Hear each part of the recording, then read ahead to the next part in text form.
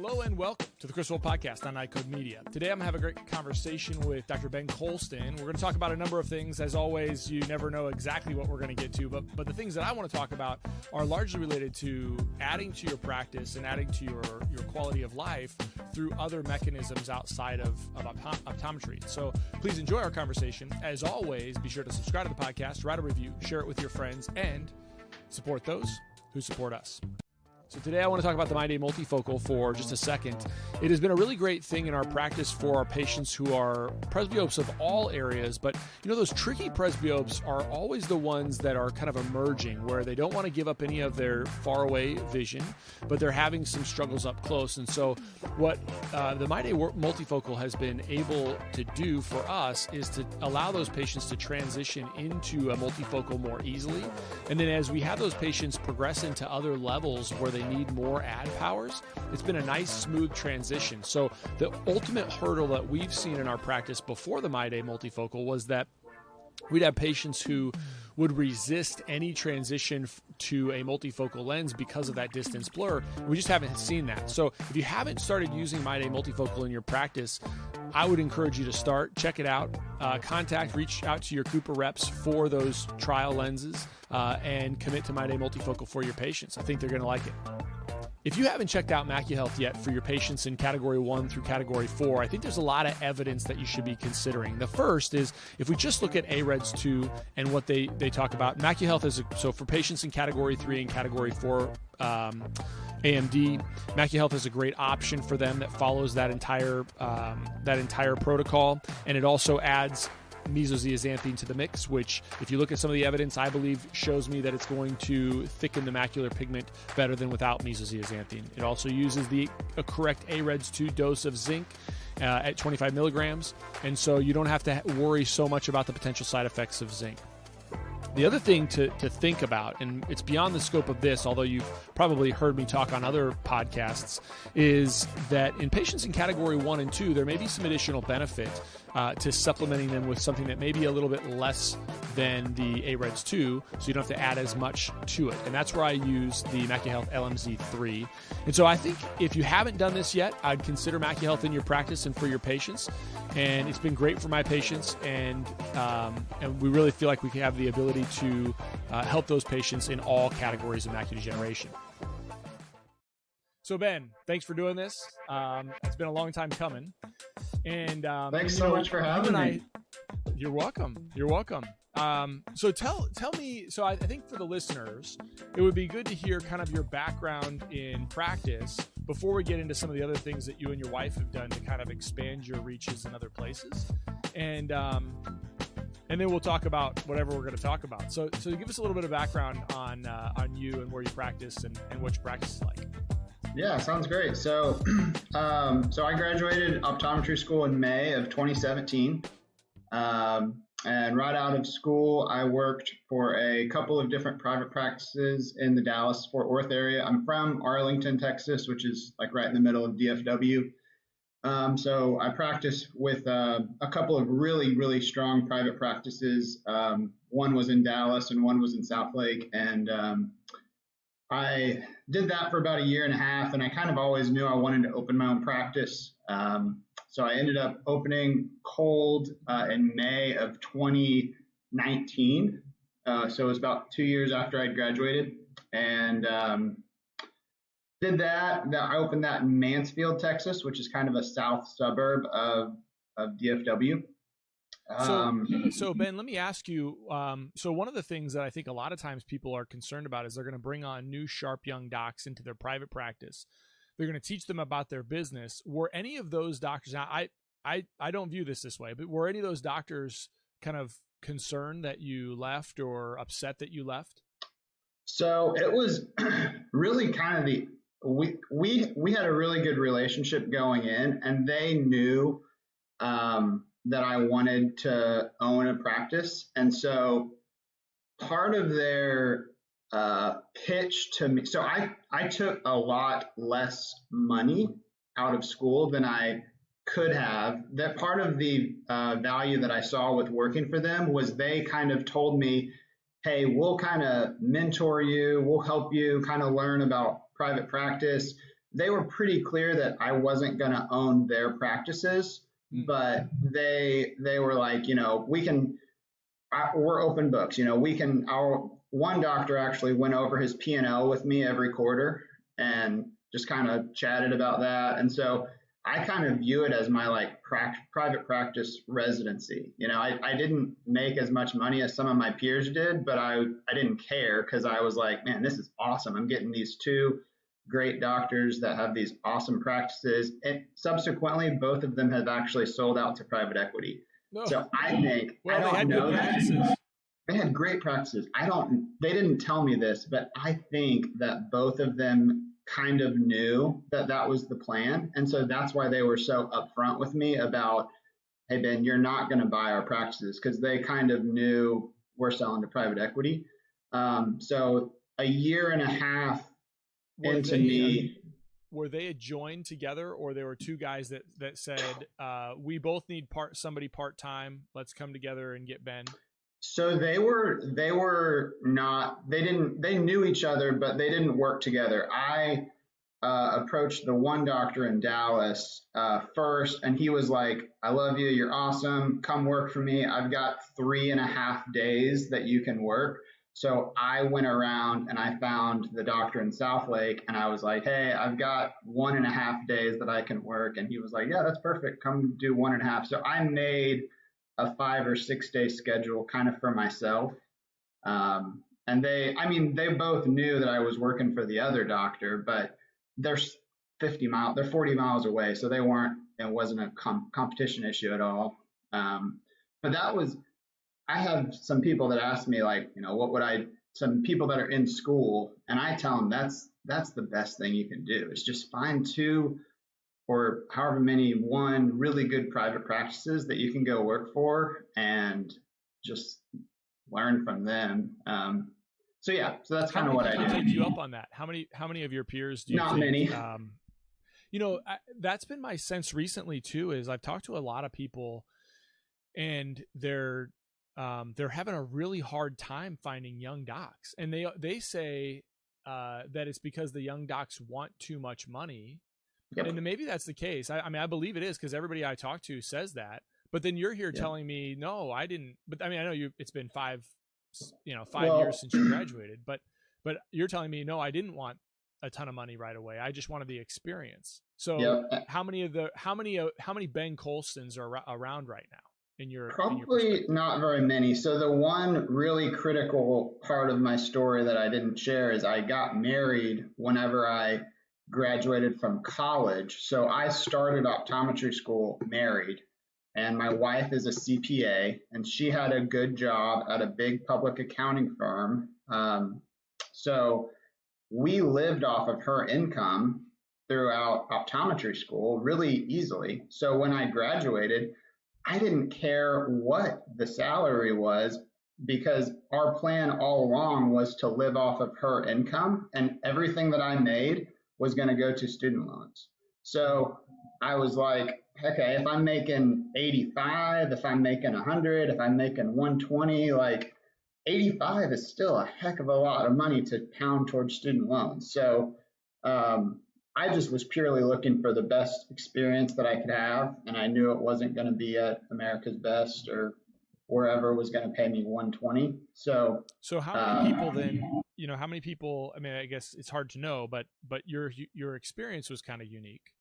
So you were able to kind of put all that away and not have to worry about making this big lump.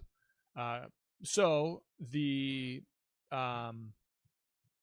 that kind of makes you unique, right? You got to take the advantages that you get. Yeah. What portion of that drive was because of your wife saying, look, we got to get rid of this debt. It's not good to hang over our head. Somebody's not going to forgive it all. They might throw you they might throw you a little bit here and there, but it's never going to get close to what you need. Yeah. And you're still going to have to pay for it over time anyway. Yeah. We both were on the same page with that. We both just knew that the quicker we can pay off this debt, the better, the more freedom we're going to have. And so that was our plan ever since we got married. We actually were really really frugal in school and were able to pay down some of my school while I was in school.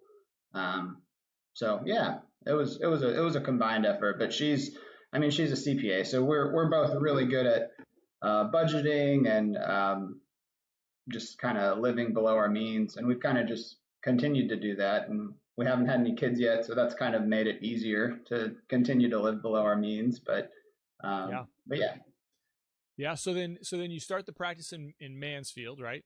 yep, Which is Mansfield, a suburb of DFW right. and south suburb. So is it on the Fort Worth side or the Dallas side? So it's right in the middle. So you can take 287 and get to Fort Worth. You can take 67 and get to Dallas. So it Okay. is a growing suburb because of that, because you can basically work in Fort Worth or Dallas, and Mansfield would Okay. be a place you could live. So it's a really, really good city, growing. Yeah. And so you picked it because of all those things. You build out, you start your own you start the practice. How's your growth been? It's been really good. We've been really blessed. The other benefit I had is, so I grew up in Arlington. My wife and I both grew up in Arlington, which is the suburb most north of Mansfield. So Arlington and Mansfield kind of merged together. So I had a lot of just hometown growth, my third grade teacher, my little brother's friend's mom, like my wife's friends, just like random people kind of helped grow my practice quicker than I think normal would. And we have a great location, a great big sign. So we've grown really quickly. And it's been really good. So yeah. In a pandemic, so you opened a year before the pandemic started. Did it impact you much? So that was interesting. Yeah. So we opened May of 2019. March of 2020 was when everything shut down. And I think I had an advantage. So we didn't have hardly any overhead because we were a cold start. So I had 1.5 employees, and my rent was low. My loan payback was low. So my expenses were pretty low. And then we stayed open during a lot of the pandemic. And we when we had people calling, we would say, yeah, we're being really cautious. We're booking our patients really far apart. So you'll be the only one in the building. And, we didn't tell them we're a cold start. So we only have 6 or 7 people coming in, but we just kind of played it that way. And people were like, oh, okay, great. And so we did pretty well during the pandemic. I mean, I had nothing to really base it off of. I didn't really know how I'm supposed to be doing, but yeah, we made it through COVID pretty well, and actually had to hire some people during COVID, weirdly. So yeah, we made it through COVID really well, actually. I think as you were talking and kind of recounting some of the dates are always weird, Yeah. but I think it must have been 3 years. So you must have been just opening your new practice when I met you when I came down for to Texas. You came down to speak at the Vision Source thing. Yeah. Yep. Yeah. So yeah, I had I'd probably been open like 3 or 4 months at that point. But you had already sort of parlayed some of your diversification into properties at that time, right? You had just bought one or you were thinking about buying one, right? Yeah, so we had probably, whenever I met you the first time, so I graduated in May of 2017, opened the practice in May of 2019, and actually, let's see, it was February of 2019 was a crazy year for me and Crystal, me and my wife. So February of 2019, we bought our first rental property. February, and then May of 2019 was when we opened the practice. And then in December of 2019, we bought the second rental property. Yeah. And those properties, so my thing with real estate is I've never been like my parents didn't own rental properties. Nobody really in my life. Crystal's parents didn't own rental properties. What happened for me is my last year of optometry school, when I was doing my what's it called, the clinical rotations. I was in Hammond, Louisiana, and I was doing an awesome rotation with Dr. Bond and Dr. Roten, and I was by myself. And so, because Crystal was still working in San Antonio, so I was like 3 months by myself. So I read a ton of books, and I read the book Rich Dad Poor Dad, which is about real estate. Yes, yep. And that just totally blew my mind, made this light bulb go off. So I made a 5-year plan or 5-year goal at my last year of optometry school. So May of 2017, my 5-year plan was I wanted to own a primary residence, a rental property, a optometry practice, pay off the student loans, and have a kid. And so that was kind of my first like light bulb moment with, oh, real estate is a good investment vehicle. You know, it provides passive income, that kind of thing. So started listening to Bigger Pockets, which is a podcast about real estate. And so we actually bought a rental property before we bought our primary residence and before we opened our practice. So I was working for the 2 doctors, paid down like 85% of my student loans, and we had some money saved up. And so we bought our first rental property, really small house. It was like 3-bed, 1 bath, like, I don't know, 1,200 square feet, like really tiny. And it was just something that we could afford. It already had a tenant in it. And so we were like, it already had a property manager. So it's called a turnkey, buying turnkey. So we did that, and we still have that property, and it's going really well. And then I guess so let me pause you, because you kind of bought during, if it was 2019, you would have bought before the peak, way before the peak. Yep. You were able to weather any, because it was turnkey, you knew that you could make the mortgage payment, pay the property manager, and still probably put something away. Yep. Did you finance that for 15 years, 10 years, 30 years? What was your approach? It was a 30-year. So all of our real estate is on 30-year notes. And anyways, they're all on 30-year notes, but No, you were going to say something. You're going to say something about that. I would love to. We've thought about doing like a 15 or 20-year note, but I read somewhere that you might as well just get it for as long as you can. And then if you can always pay it down sooner. And again, I've only been doing real estate stuff for 3 or 4 years now, so I'm certainly not an expert. There's people listening to this probably that know way more about real estate than I do, but that's why we kind of just chose do it for 30 years and get the payment as low as you can. Well, 2019, you were pretty much toward the bottom of the interest rates. You could have always refinanced even in 2021 and still probably been super low. So the math on that, it makes a lot of sense. If you can, especially if you can reduce your interest rate and carry it over time, it's going to be probably cheaper money than you can get almost anywhere else, especially now. So, yeah. I think there's kind of a back and forth on that. I've always been a 15-year guy. But I think you can make the case that, it probably for our primary house, for our primary residence, it wasn't, would I rather be paying, I don't know, you go back and forth. Like right now we've got 3.5 years left on our house. We always have paid more. And so that goes away. And when that goes away, we'll basically have it'll be 3 kids in high school and Catholic high school at that time.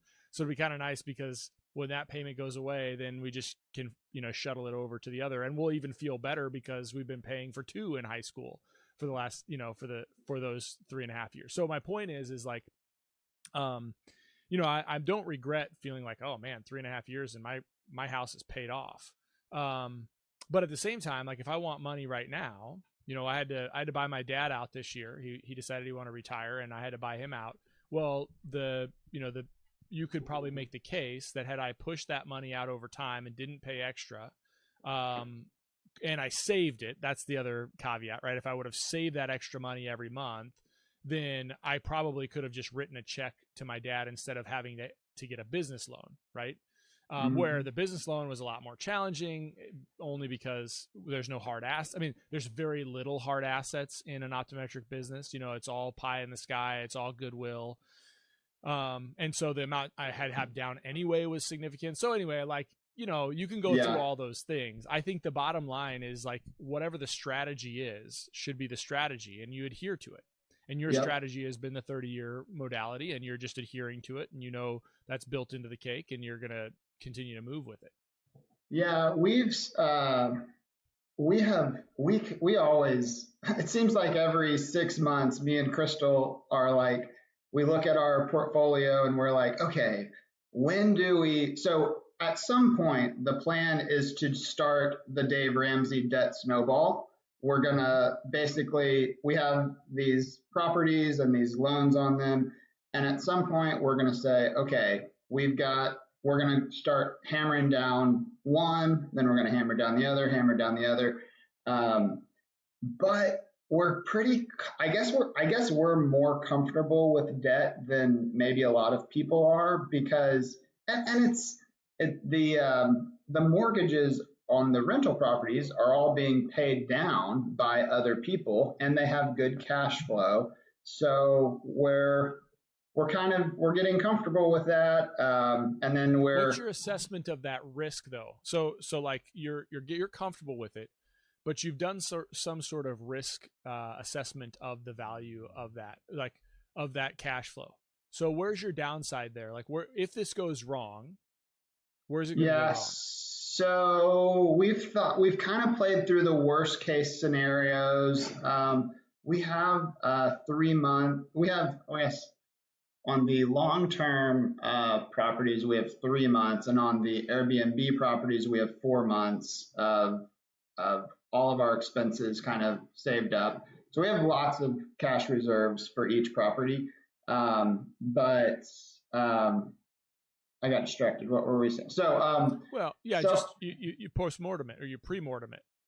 Yes. Yeah. That's a good way to think of it. What's going to happen? And so, and the value of the homes have gone up. So in a worst case scenario, we sell our houses off and we can get cash. We can pay our loans off. I think in a worst case scenario, we would just sell. But what if you can't sell? I don't know. Well, so then you take into account, so you bought in 2019, so you didn't get the peak. You probably could look at these properties right now and get out, but, and put a whole bunch of money aside. Then the question is, where are you going to put the money, right? What are you going to do with it? And then there's probably tax implications.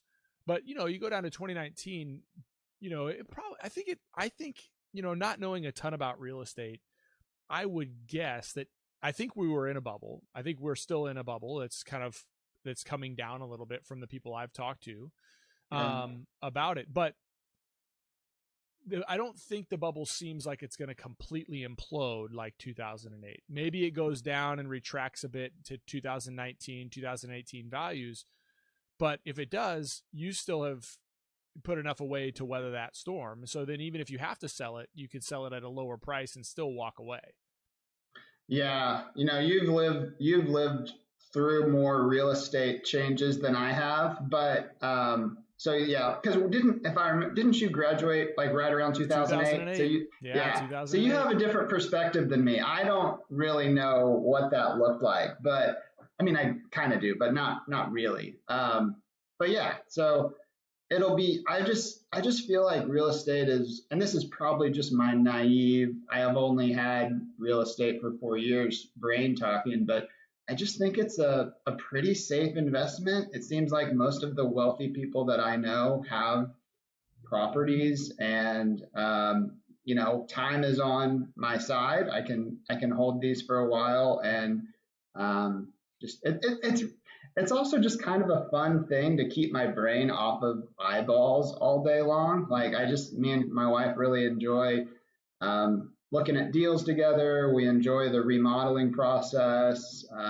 Do you manage that remodeling? Do you actually do it, or do you have somebody else that comes in and does it? So for the properties that are not where we live, we have someone else come and do it. The only remodeling that we're doing ourselves is on our primary residence. So we bought a really, really old 1970s, all original everything house in Arlington, and we're living in it and remodeling it as we go. And we're laying the floor, we're doing the sheetrock, we're doing it all, and it's been fun. It's a lot of work, but it's been a lot of fun. So, but yeah, so now you're up to, you have an Airbnb, 2 Airbnbs, and then a primary rental property, or 2 primary rental properties. So we have two what we call long-term rentals, just normal long-term rentals, and then we have 3 Airbnbs. Yeah. And so then how many do you want to amass? So that has changed. So originally our goal was we want to have, so originally it started off, we're just going to buy these long-term rental properties. We don't really know what we're doing, but we want to get in the game. We want to get in the real estate game. So we did that. And then we opened the practice, and then we got the itch to get an Airbnb. And so Fredericksburg, Texas is a little wine country part of Texas. Not many people know about it unless you live in Texas. But it's a cute little town that a lot of people travel to. You drive there from Houston or Dallas or Austin or San Antonio. So that's where we got our first Airbnb. And it started because a group of us from our church, we went down there for just a weekend getaway, and we were trying to find a house to rent, an Airbnb, and they were all so expensive. Like the nightly rates were insane. And the one we ended up booking was like a crappy house. And so on the way back, we were all talking about, gosh, we should buy a house and just have it as an Airbnb down here. So the ball got rolling, and 6 months later, we bought one. Me and Crystal did, and it wasn't a traditional house. It wouldn't be a great house to live in. The garage has been converted, so that's what we like to do with Airbnbs. Is we find houses that are really undervalued, because a lot of the people that are buying them for primary residences aren't looking at them. So they have the garage is converted on this first one, and it's that's really the only problem with this one is the garage is converted, but it's great for an Airbnb because that's more beds. Nobody cares. Nobody cares. Yeah, nobody cares. So that's how we got into the Airbnbs, and then we were like, wow, this is awesome. We love having this Airbnb. It was difficult. We had to furnish it. There's some stuff with that we learned along the way. So getting back to what's that? About furnishing them? That was difficult? About furnishing them? What was the problem with furnishing the Airbnb? Well, so Fredericksburg is 4.5 hours away from DFW. So we bought all of the furniture in DFW, and we just kind of stored it in our garage or in our house, in extra bedrooms in our house. And then we loaded up a U-Haul, drove it down to Fredericksburg, unloaded it, got everything set up. So I guess it wasn't really a problem. It's just kind of a lot to furnish a 3-bedroom house in a weekend. And that can be really expensive, but we did a lot of Facebook Marketplace grabs and stuff like that. Do you put in all the amenities of, like, we've stayed at Airbnbs before where, well, first, 2 things that I think about. One, we did in Orlando, which was great. Actually, we did it on Space Coast. We did it at Cocoa Beach, which was awesome. And then we did it again we did it in California right before the pandemic. And then we did it again in Arizona this last winter. And so one of the things I think that I noticed in Arizona was in the neighborhood that we were in, probably like 5 or 6 signs in the yard that was like Airbnbs bring down property values, or short-term rentals are bad for communities. And I was like, wow, okay, well, I don't feel very welcome. But I don't need to, because I just go in the backyard and hang out. The other thing that I thought was really cool, and I wonder if you do this, was just the Wi-Fi-ization of the entire house, controlling the lights, the air conditioning, even the locks, so that like the ones that are the best, when we've gone to them, it's like you get a text, here's the code always changes, and like everything starts working. Have you done that? Yep. Yeah. So that was part of the big learning curve with the first Airbnb. And my wife really is the one that does all this, but she's figured out the automation. So when you book our property, there's automatically get a message that's like, hey, we're Ben and Crystal. We're excited to have you at our house. And I found that the more like personal you can make it, the better they treat your house and the better they leave good reviews, because they know, oh, we're staying at this couple's house and here's the picture of them and they look nice. Like, let's not mess up their house. So we automate that. And then they get another message the day of check-in that's automated, and it has the code. And yeah, we have the Yale lock. That's like that is critical. I don't know how anybody would do it with a key. I mean, that just seems... You'd have to live there. You'd have to live right next to it. Yeah, I think you're right. Yeah. So, and then we've got a Nest thermostat. So if they leave the AC cranking after they leave, we can turn it up. But that's about it. We don't have like lights or anything, but we have our cleaner goes in. We met our cleaner, and her husband is a handyman. So they are like super helpful for our Fredericksburg properties. So she goes in and does a clean. Oh, but there is also an automation for her. So the Airbnb calendar is linked with this other app called Turnover B&B. And so whenever so we don't even have to message our cleaner and say, hey, someone's staying this week. Like, she just automatically knows that. So cool. And learning that kind of was like, oh my gosh, like we can scale this. Like, so going back to your original question about like the goal, we originally wanted to have, 5 or 6 in different areas that we would want to go like on vacation. Well, that has kind of shifted, and we did our Fredericksburg one, and then we did a second Fredericksburg one that's literally like around the corner, because it was a great deal. We were like, we've already got the cleaners set up, like this will be a pretty easy second thing to add. And then we did a third one in California, and that has been kind of a kick in the gut. Like, it's not been as good as the Fredericksburg ones. You want to run away from California. You're like the only Texan who has decided to buy property in California literally, instead of the other way around. Yes. So every time I go, I was there last week, 2 weeks ago, and I actually, San Diego, as much as maybe I shouldn't say this because I get invited there often, but as much as I dislike California in general. I love the people in California. The people that I encounter, optometrists. I love optometrists, and optometrists in California are very similar to optometrists other places. Yeah. But I really like San Diego. But every single time I go, even like no matter where I'm at, San Diego, Sacramento, San Francisco, everybody complains about the regulations. And I can only imagine the regulation. I had to sign to get my rental car. I had to sign an acknowledgement that the fumes from the rental car could could cause some other sort of problems. I'm like, just a gas powered car. Yeah. So that has kind of, and the time zone thing was tough. So like it'd be 10 o'clock and a guest would message us and it's midnight Texas time.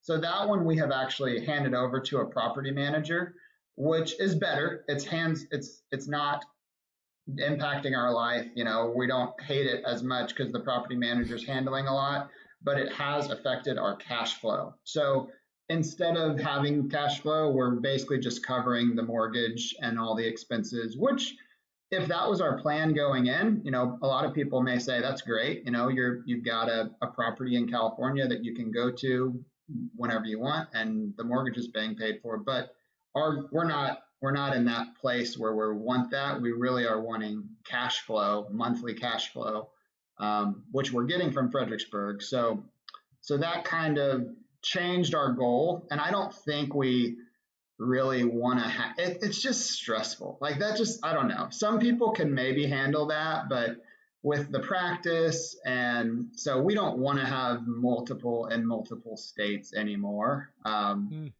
think a lot of people do, but we don't, that's not our goal anymore. So our goal has evolved. Right now, I honestly don't even know what I would say our real estate goal is. We just we bought a second optometry practice. So that's kind of that's taken all of our mental energy and everything. So the real estate has kind of taken a back seat. We're just kind of we're working on our primary residence. And that's been fun, but yeah. So let me ask you, this is the last one because I threw it out there, but I didn't have you didn't respond to it. The locals in your short-term rentals, the people who are permanent residents, have permanent residence there. What are their thoughts about you, or about, you ever get any problems with that? Yeah. So Fredericksburg is a unique city. And this is, if you read any Airbnb articles, should I buy an Airbnb? This is one of the top things they always say to look for, is make sure that the city is pro tourism. And Fredericksburg is a city that is built around tourism. So I haven't found much. I mean, they have town hall meetings, and there's a few Fredericksburg locals that are against it. But I would say most of the people in Fredericksburg also own Airbnbs, or they own a bed and breakfast. So we've owned them for 2.5 years, and there hasn't been any discussion about changing the short-term rental laws. The California one's the same way. So it's in, I don't know if you've heard of like Stagecoach and Coachella, like they're the big music festivals. I'm not a music festival guy at all, but that's the big draw where our California house is. And so I don't see that changing. I think it could be a problem in Orlando or these places that are tourist destinations, but also have a lot of primary residents. That's where I don't know. I guess long answer to your question, but we haven't had that issue, thankfully. But I mean, the only place I saw it was Arizona, and it was because the house we rented was in a, it just looked like a normal neighborhood, Yeah. In Cocoa Beach, it was a beach neighborhood. So I think it was built into the cake. A lot of tourism, people understand that this is how it's going to work, and they're fine with it. And then same thing, Long Beach, California. I got the sense that same thing. They there was enough of it that nobody really cared that much. Yeah. It's an interesting. That's kind of the risk with having I guess our backup plan, if that happened, is we could always turn our Airbnb into a long-term rental, right. Or sell it or whatever. But yeah, it's been. Have you ever looked into any real estate at all? Not seriously. Yeah. I mean, my real estate aspirations are more for profession, or for like commercial, as opposed to residential. But I've thought about it, but just not seriously. And every time I do, I've not gotten past the logistics of, if somebody calls and needs this fixed, I'll have to have a property manager, and because I'm not going to be available to go do something or coordinate anything. And then, but you're saying, and this makes me at least think a little bit more about it, is just that, that you can build in the cost of all those things. And then, you're still on the plus side with cash flow. And to that extent, it's something that does interest me. I just haven't ever crossed that line. Yeah. Have you read Rich Dad, Poor Dad? I have. Yeah. It's been a long, I've, Yeah. and I've, he must have written another book recently because he's been on a number of podcasts that I listen to. And maybe it's just because, he's predicting kind of this crash that's impending with inflation and those sorts of things. But, so that might be why people are reaching out to him, but he's still doing it. He sounds a little repetitive because I'm not sure if he's forgetting what he said, or he just has the same message over and over and over again. I probably sound the same way too. I just have the same message. Right. But, anyway, yeah. So I have read it. Short answer to your question. Yeah. That book was the one that really made me think, oh man, like I actually do want to have property, but it's definitely something that I've had to also balance that with, we're not building a kingdom on earth. Like, what are we doing? Like moth and rust can destroy all this. And so I think I leaned into it a little too hard. 2019 and 2020, I was like, man, like let's get as much property as we can. And I'm kind of having to realize, there's a lot more to life than real estate. What I like about the story is, and I can relate to definitely, is just the diversification of your brain. And I think there's a lot to be said about thinking about different things, learning about new things. Kind of, I think they help your primary business. And then I also think that it gives, for some of us, not all of us, but for some of us, we need I'll call it a distraction. That's not the right word, but you need the compartmentalization of your brain skills in different areas. Now it can be bad. I've seen it. I've seen it been really bad where people think that they can do all the things because they're good at this one thing. And then it ends not good. But I think if you can, having the ability to have sort of these silos and these pockets where you get to use your brain differently, I think it'd be really beneficial. I think it can prevent burnout if you realize what you just said is that what are you building here? What are you trying to build? If you're conscious of it and say, look, I like to do these things. Like for me, I like to have conversations with people that I get to learn from, and I like sharing messages about optometric practices, and I like to share ideas and think about new ways of doing things. And I think that helps my practice, but it also allows me to think differently and present differently.